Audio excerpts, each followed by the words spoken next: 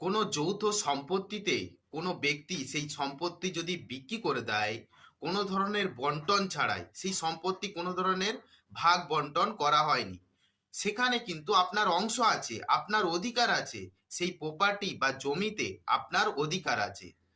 ধরুন আপনার কোনো উত্তরাধিকারী বা কোনো ভাই বোন বা কোনো কাকা বা জেঠু সেই সম্পত্তি বিক্রি করে দিয়েছে, কোনো ধরনের আপনাদের কিন্তু বন্টন দলিল বা বন্টন করা হয়নি, ভাগ করা হয়নি।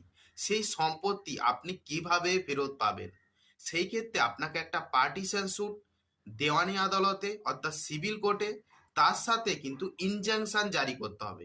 এই ইনজাংশন জারি করলে কি হবে, যে ব্যক্তি জমি কিনেছে সেই ব্যক্তি যদি জমির নেচার পরিবর্তন করতে চায়, কোনো কনস্ট্রাকশন করতে চায়, কোনো বাড়ি করতে চায়, সেটা কোর্ট থেকে কিন্তু স্টে করে দিবে, অর্থাৎ থামিয়ে দিবে।